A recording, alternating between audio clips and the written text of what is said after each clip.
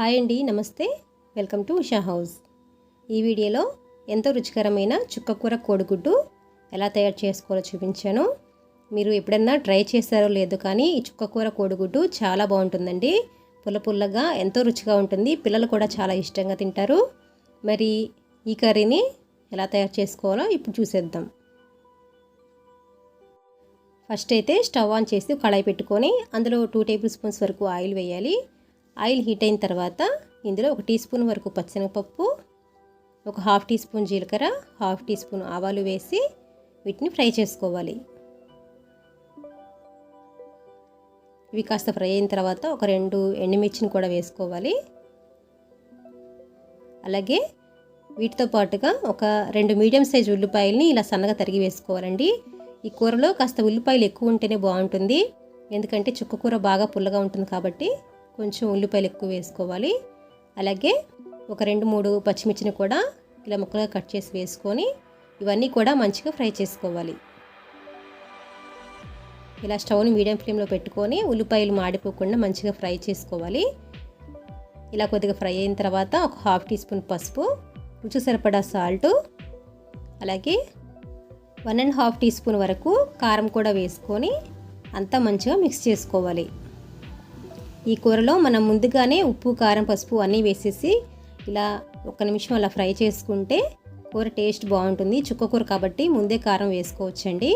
ఇప్పుడు చక్కగా 2 సార్లు శుభ్రంగా కడిగిన తర్వాత ఇలా ముక్కలుగా కట్ చేసిన చుక్కకూరని ఇందులో వేసుకోవాలి. ఈ చుక్కకూర మొత్తం నేను 6 కట్టలు తీసుకున్నానండి. ఇలా చుక్కకూర అంతా కూడా పెట్టేసి పైన ఇలా మూత పెట్టేస్తే కొద్దిసేపటికి మగ్గిపోయి మొత్తం చక్కగా దగ్గర పడిపోతుంది. చూసారు కదా, ఇందాక మనం వేసినప్పుడు చాలా ఉంది, అంతా కూడా చక్కగా మగ్గిపోయి కొద్దిగా అయిపోయింది కదా. ఇప్పుడు అంతా ఒకసారి మంచిగా మిక్స్ చేసుకోవాలి. ఈ చుక్కకూర ఉడకడానికి ఎక్కువ టైం పట్టదండి, కొద్దిసేపట్లోనే చక్కగా ఉడికిపోతుంది. అలాగే రుచి కూడా చాలా బాగుంటుంది. ఇలా అంతా కలిపిన తర్వాత మూత పెట్టేసి ఒక 2-3 నిమిషాలు ఉంచితే అంతా కూడా చక్కగా మగ్గిపోతుంది. ఇప్పుడు మళ్ళీ మూత తీసి అంతా ఒకసారి మంచిగా మిక్స్ చేసుకున్న తర్వాత ఇప్పుడు ఇందులోకి బాయిల్ చేసిన ఎగ్స్ ఇందులో వేసుకోవాలి. వాటికి చక్కగా ఘాట్లు పెట్టి వేసుకుంటే పులుపు అనేది కోడిగుడ్లు లోపలికి దిగి మంచిగా గుడ్లు కూడా చక్కగా పుల్లగా టేస్ట్ బాగుంటాయి. ఇలా ఎగ్స్ వేసిన తర్వాత అంతా మంచిగా మిక్స్ చేసుకోవాలి. ఇలా 1 నిమిషం పాటు చక్కగా కలుపుతూ అన్ని గుడ్లకు కూడా మంచిగా ఇలా చుక్కకూర పట్టేలాగా ఉంచేసి మూత పెట్టేస్తే ఆ పులుపుదనం అంతా కూడా ఎగ్స్కి పడుతుంది. అలాగే కూర కూడా చక్కగా దగ్గర పడుతుంది. ఇలా 2 నిమిషాల తర్వాత మళ్ళీ ఒకసారి మూత తీసి అంతా బాగా కలుపుకోవాలి. ఇప్పుడు లాస్ట్లో ఈ కర్రీ రుచి కోసం నేను ఇక్కడ ఒక టీ స్పూన్ జీలకర్ర, అలాగే ఒక 5-6 వెల్లుల్లి రెబ్బలు బాగా దంచేసి ఇందులో వేసానండి. ఇలా కూర లాస్ట్లో వెల్లుల్లిపాయలు, జీలకర్ర దంచి వేయటం వల్ల రుచి చాలా బాగుంటుంది. అలాగే ఒక 1/2 టీ స్పూన్ పచ్చిధనియాల పొడి కూడా వేసి అంతా మంచిగా మిక్స్ చేసుకోవాలి. ఈ 2 వేయటం వల్ల కూర చాలా రుచిగా ఉంటుంది. ఇలా అంతా కూడా మంచిగా మిక్స్ చేసుకోవాలి.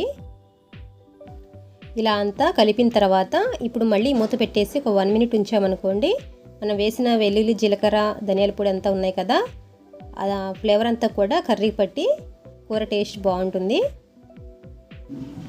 ఇప్పుడు 1 మినిట్ తర్వాత మూత తీసి చూసాం కదా, కూర కూడా దగ్గర పడిపోయింది. ఇప్పుడు కర్రీ అంతా కూడా బౌల్లో సర్వ్ చేసుకోవడమే. స్టవ్ ఆఫ్ చేసి కూర అంతా కూడా బౌల్లో సర్వ్ చేసుకొని వేడివేడి అన్నంలోకి తింటే చాలా బాగుంటుందండి. మరి చూసారు కదా కోడిగుడ్డు చుక్కకూర ఎలా తయారు చేసుకోవాలో. మరి ఈ వీడియో మీకు నచ్చినట్లయితే కనుక మా ఛానల్ తప్పకుండా సబ్స్క్రైబ్ చేసుకోండి. మా వీడియోస్ని లైక్ చేయండి, షేర్ చేయండి. Thank you for watching. Have a nice day.